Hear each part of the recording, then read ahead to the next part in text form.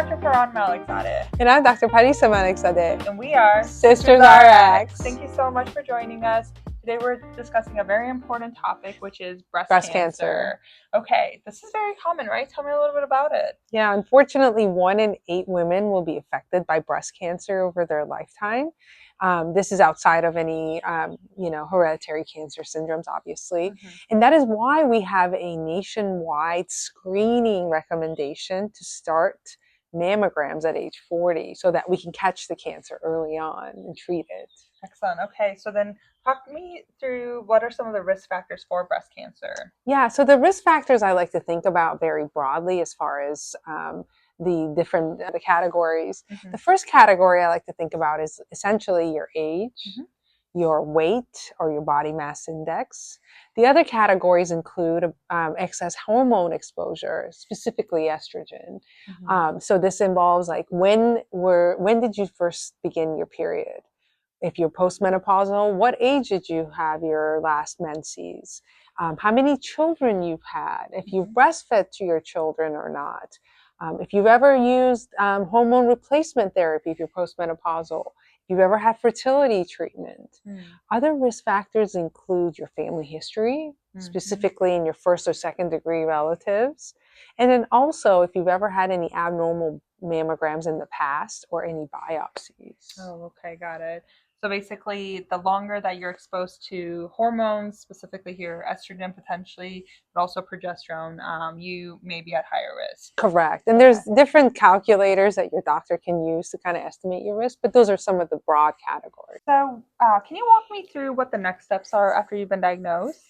Yeah, after being diagnosed with breast cancer, your surgeon or the medical oncologist will do a physical exam in which you're going to examine your breasts. They'll examine underneath your armpit to check for any abnormal lymph nodes. And they'll also look underneath your neck and feel and make sure that there's no abnormal lymph nodes. Okay. And they will also review the imaging, so the mammogram, the ultrasound, and possibly the MRI. Okay. And together, they'll put this information together to determine your clinical stage. Okay. Can you tell me a little bit about the stages? Absolutely. So the staging for breast cancer includes stage 0 through 4. 0 is defined as ductal carcinoma in situ, which essentially means that the cancer cells have not spread through the different layers of the breast tissue. Stage 1 is described as invasive breast cancer. And what this means is that the cancer has spread through the different breast tissue. However, it is still in the breast. Okay. Stage 4 is when the breast cancer not only involves the breast, it's spread to the lymph nodes and also other organs. And the most common sites of metastases or spread of the cancer includes the bone, the brain, and then the liver as well. Sad. Okay. Very sad. So then someone is diagnosed, they get a clinical stage, and then can you talk to me about the available treatment options? Absolutely. So the treatment of breast cancer, I like to define into 3 broad categories. The first is the surgical part, and that's why you see me. We'll talk a little bit more. The second part is the systemic treatment. What this means is treating your entire body, the system.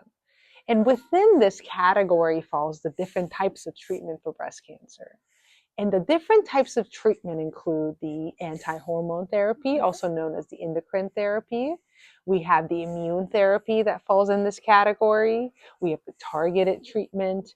And then lastly, the chemotherapy. And within the chemotherapy subgroup, sometimes you'll see like the Oncotype DX. And I'm going to spend another video talking about this because it's so broad and it's very complicated. Okay.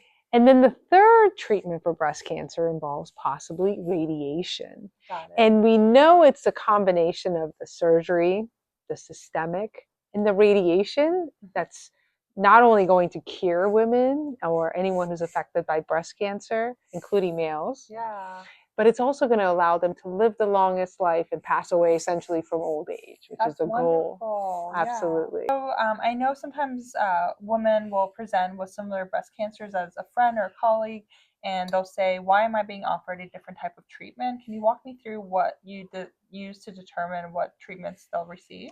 Very good question. So another variable that we look at on the cancer is called the biomarkers. Okay. So the biomarkers I like to think of as like the thumbprint. It's very unique for the cancer, just similar to how our thumbprint's very unique for us. Mm. And there are different types of biomarkers. The first biomarker is the hormone receptors. And under this falls the estrogen receptor and the progesterone receptor. So on your pathology report, you may see that. Mhm. The other biomarker is called the HER2 receptor.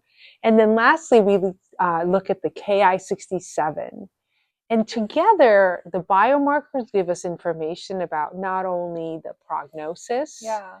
but it also gives us information about how aggressive the cancer is, and it helps us personalize the treatment.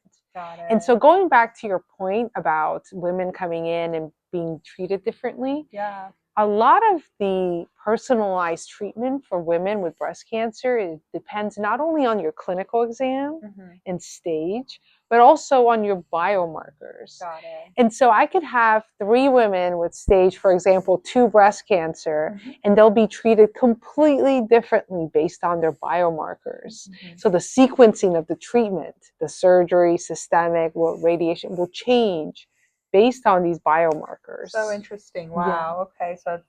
So many variables that determine Absolutely. that. And this is why we call it personalized, because yeah. based on the biomarkers or Right. It's state, not this is one size fits all. That makes sense. absolutely, yeah. Okay. So then talk me through your area, which is the surgical aspect. So what kind of surgeries would you offer? Absolutely. So after we've determined what the best personalized treatment for you is, if we determine that surgery is the best first step, then the surgical treatment options include a partial mastectomy, also known as a lumpectomy. And basically what this means is that we remove the cancer in a normal rim of your breast tissue. Okay. In general, we recommend adjuvant, meaning radiation, usually 4 to 6 weeks after the surgery. Okay. The other option includes a mastectomy, where we remove the entire breast and the cancer. Oh, wow. And what's interesting is clinical trials where they match the stage, Yeah. looking at which of these surgical options is better, Right. showed no difference as far Oh, as how wow. long they lived. Yeah. Okay. So there's some other variables that go into it, but Sure. in general, in surgery, when we have 2 treatment options that offer the same outcome, Sure. we personalize the surgical treatment by talking to the patients Sure. and asking them what's important to them. Yeah. What are the complications you're willing to to put take. up? Yeah. Exactly. What is the recovery like? Yeah. And so a lot of my conversation with my patients actually focuses on this. Mm. Okay, so then I've heard some women needing sentinel lymph node biopsies. Can you tell me who would need that and what information that gives us? Yeah, so a sentinel lymph node is essentially the first node that if the cancer has spread to, it would spread to. Mm-hmm.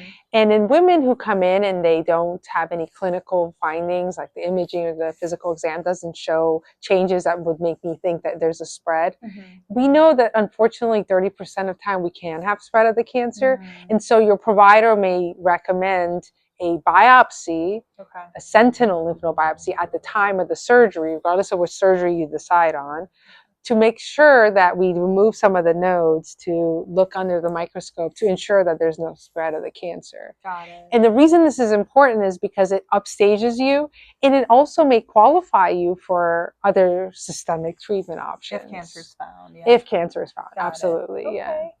So after surgery, I essentially won't have any breast tissue left, or what will I look like? I mean, if you decide that the mastectomy is the best option for you, you will be left with a flat chest. Mm. And the good news is that it is safe for me and the surgical oncologist or the breast surgeon to work with a plastic surgeon Okay. to offer a reconstruction. Got it. And the reconstruction options include using your own body parts to reconstruct the breast. So they'll just take a little bit of my fat from my thigh and move it up? Okay, I In like general, that. I mean, it can include your muscles in your stomach, your Yeah. abdominal muscles or the muscles in the back. Okay. Or it could include a temporary expander followed by a breast implant, or you can sometimes just get the breast implant right away. Okay, wow. Thank goodness for our surgical oncologists and our plastic surgeons, I guess. Yeah. Absolutely. Basically Yeah. look brand new. Okay, so then tell me, what is the summary? So in summary, breast cancer is very common. Unfortunately, 1 in 8 women will be affected by it. The reason we institute the screening process is because we want to catch it early. Once we catch it early, we know that the treatment, which may include surgery, systemic, and radiation, is what's going to cure women so that they can live a very long life and essentially pass away from old age, That's which is the goal. wonderful. Yeah. Okay. So ultimately, this diagnosis may be challenging for women to receive and men. And so Yeah, definitely, men can be affected by breast cancer. totally. And so Absolutely. it's very important to utilize your family resources, their support groups, and ultimately your physicians are here too to help you through this. But there is light at the end of the tunnel. I love it. Absolutely. Yeah. Okay. Well, thanks for joining us for another episode of Sisters RX, where we prescribe clarity in a world of medical noise. Until next time, Cheers! This is really good. Okay, so